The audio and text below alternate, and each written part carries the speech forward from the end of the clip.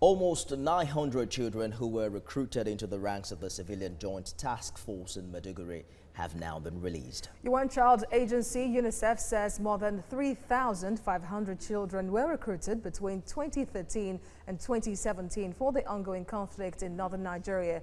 UNICEF says more than 1,700 children have been released since the civilian JTF signed an action plan in 2017 to end child recruitment.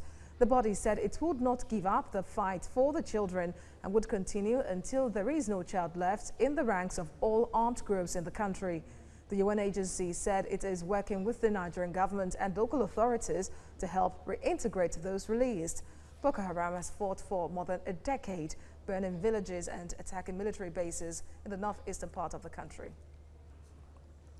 TVC News correspondent Moyo Thomas joins us now for more on this story. Moyo, what more do we know about the engagement of these child soldiers, especially with the civilian JTF?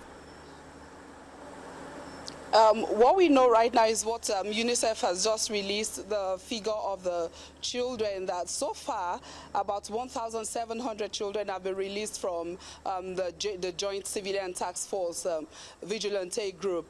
At the moment, we couldn't get UNICEF to comment on this because as at the time we were filing this report, they had closed. Today's Friday and they closed very early, so they had closed, but definitely we would get more reactions from them to get us update on what other actions, our action plan they have to ensure the remaining children are released from this joint task force team.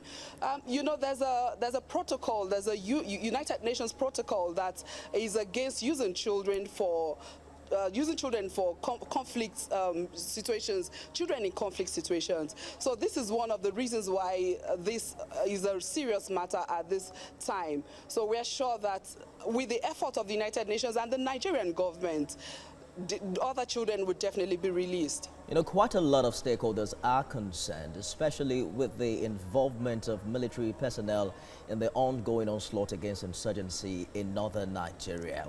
Why should children be used, and what level really of involvement are the civilian JTF in the ongoing war?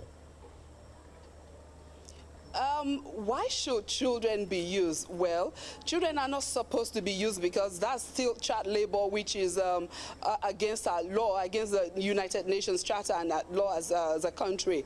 But, you know, vigilante group, for vigilantes, I think they use them for spies, they use them for so many other demeaning, especially the demeaning tasks they use these children for which at the moment is what the world is actually frowning at. Some are even used for prostitution. It's as bad as that. So those are the situations that is on ground at the moment. So we hear the UN agency says it's working with the Nigerian government to reintegrate those that have just been released. Do we know more about the processes? It's more of a psychological reintegration because, you know, they've been through a lot, and because they don't usually carry artilleries. These vigilante groups, they use charms and all those kind of things. So it will take a lot of reintegration to actually bring them back to function as a normal citizen.